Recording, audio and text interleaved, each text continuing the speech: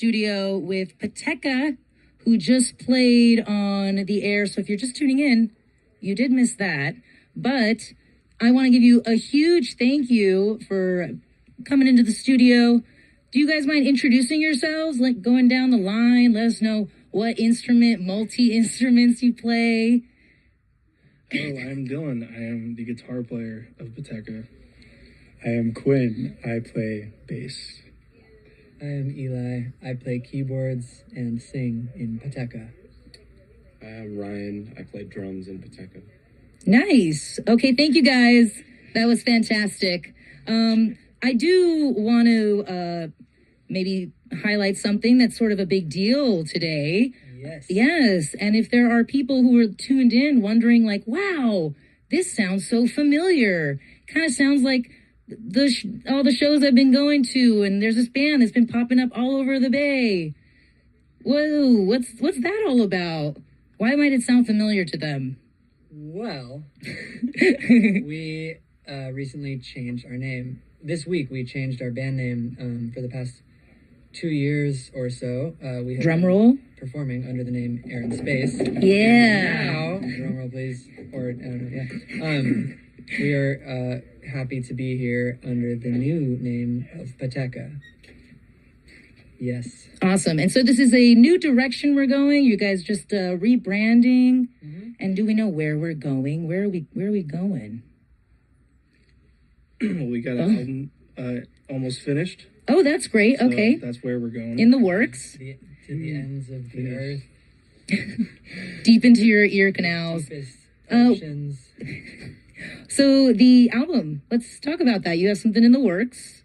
Do we have maybe a rough idea of when that might be coming out? We are very close to completion of the mix, and we're hoping to actually have the record finished by maybe early July. All right. We've been working on it for the better part of about 2 years, so it's been quite a long process. But as far as when it's going to come out, I think there's a couple of other things that we need to sort out. We maybe are going to try to find a label for it. We're going to, we have to make some music videos. We have to name about half the songs. Yeah, you got to let it marinate a little bit too. Yeah. But right. we're just worrying about the actual music, and finally we're closing in on the end of that, which is a pretty big relief.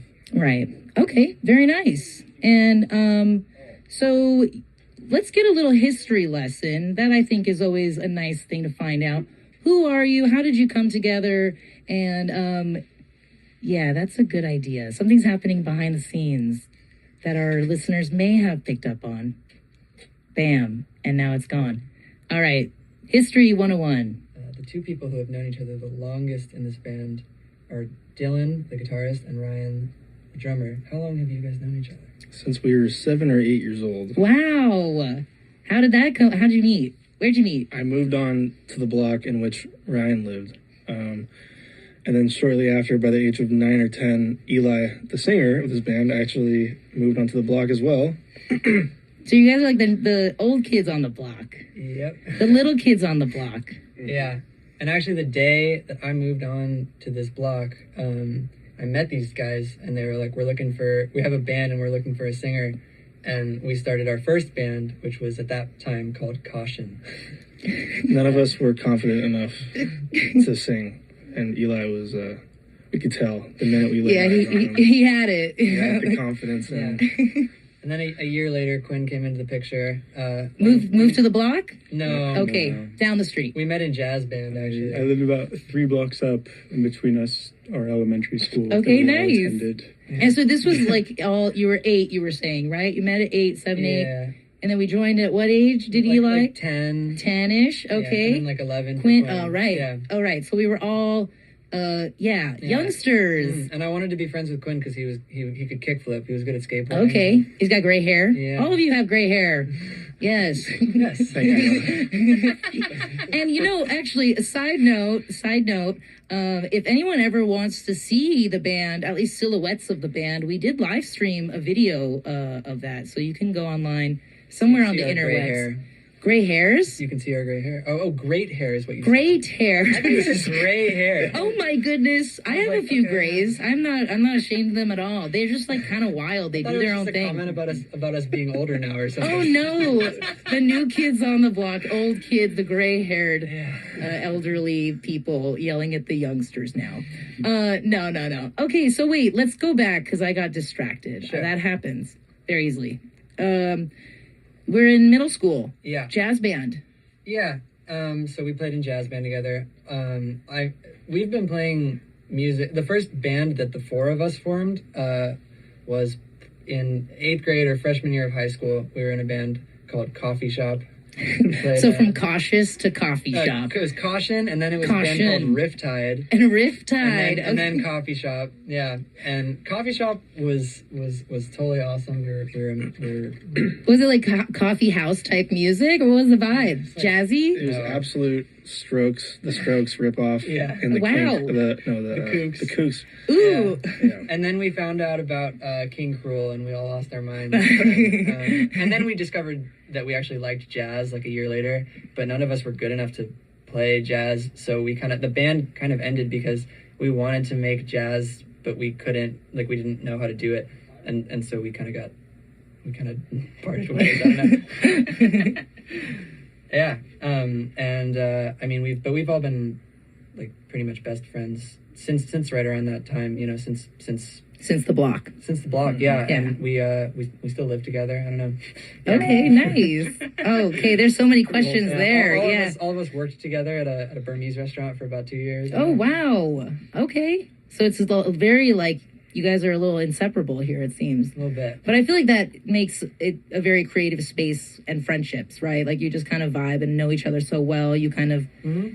can very easily tap in on that kind of thing. I mean, we roll out of bed and Do you jam? Go down to our garage Yeah. and practice at like 11 in the morning. It's fantastic. You know? That was Yeah. my next question is what exactly is like the songwriting process? Are you just someone's noodling around and then we have someone who's banging over there? Yeah. Like who does what? What do you guys, how do you like to do it? You just, yeah, it sounds like I feel like morning. it's pretty involved to a certain extent. Like we like to try to, when we're writing a song, we like to try to like kind of like if we're like putting a new part on an existing part, we like to try like as many parts as we can think of to really feel like we're finding like the right form for the song, whatever like makes the most sense.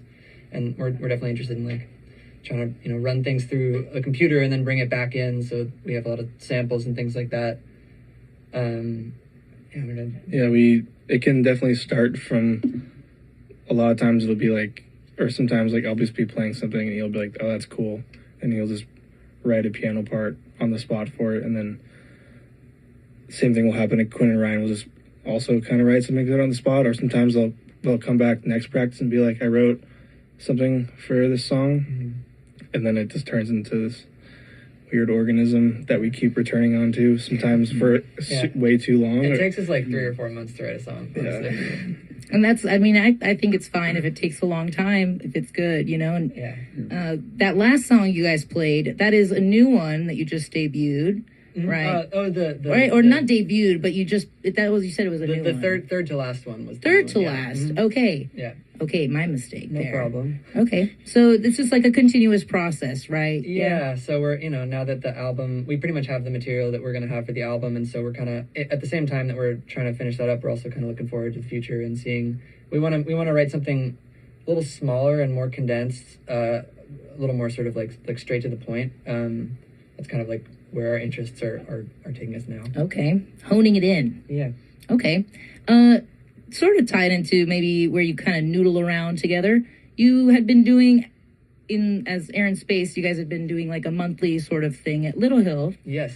And so do we have plans for maybe popping up sometime soon so we could catch you again? Or what is, Yes, so we just ended we were doing a monthly gig at Little Hill, yeah, and we decided that we just been doing it for like maybe a long year and a time, half, yeah. and it was Mhm. it was time to move on and kind of let other people take that last Totally. Thursday of the month slot.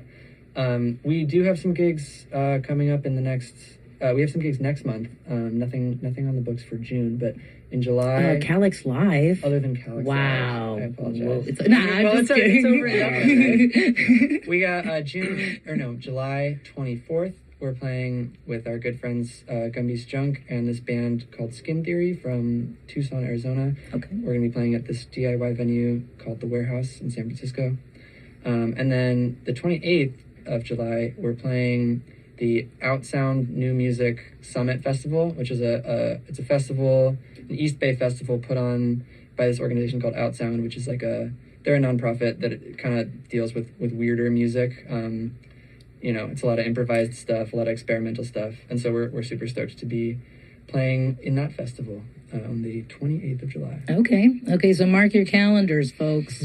I just want to remind you, if you're just tuning in, this is Calyx Live, and we've got Pateka in the studio, and you just missed a fantastic live performance that they did. But you can always go to our website, kalx.berkeley.edu, and relive the experience, I think for 2 weeks. Sweet. Yes. Okay, let's see. I did have one question. Mm-hmm. So you were saying you were working on the album, many questions, but you were working on an album, right? It's in the process. What are you guys like recording that yourselves, or where are you taking that? How's that going down? We record at a studio in Richmond, pretty close to our house. Okay.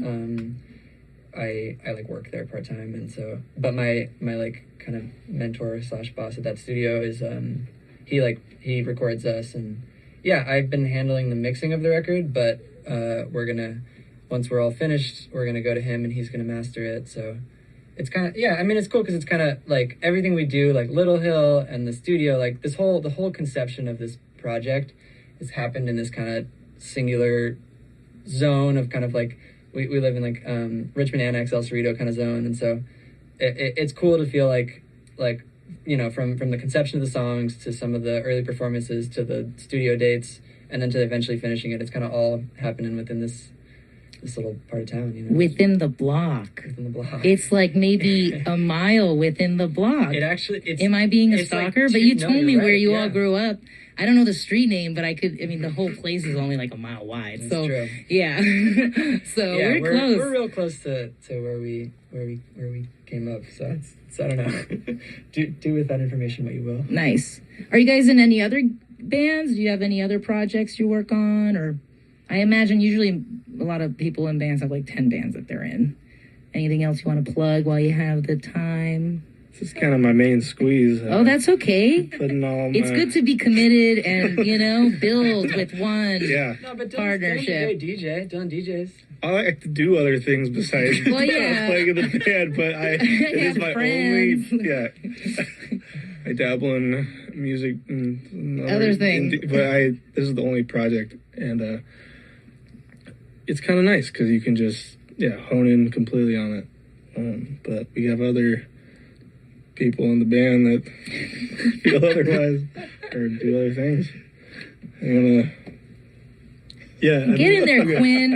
I think it would be hard to play in a lot of other bands in the way that we kind of work and function. We have a very, you can tell us for yourself, but I feel like particular vision for what we want to accomplish, and we've really honed it over the course of over a decade. And because of that, like, there's such an ease and like in the way we can flow creatively together that it would be, at least I feel it would be difficult to like play in a bunch of other bands and like have that same ease of communication. So it feels like, I think we all feel very all in on this project. Mm-hmm. I love that. That's awesome. I also feel like it's the what you're doing allows space for each of you to bring whatever you want to the table. Because it's not like it's like the idea, yeah. Right. It's not like a straightforward kind of. It's all over the place. There's all these things. Someone's like, I got this cool sound machine. I don't know what they are, but how can we get that in the mix? Well, yeah, okay. I will say, I do also, I play in a couple of other groups, but this is definitely the thing that I focus on the most. But I play some drums in a little rock band called Brown Dog and a few other things like that. So it would be what's the word? dismissive not to at least mention that. The focus is Pateca today, so and don't. in yeah. general, I mean, Yeah. we spend the way we do it, we try to just spend a lot of time and really like, it's not just like come to practice and one person wrote all the music and everybody else just kind of like does what they do and then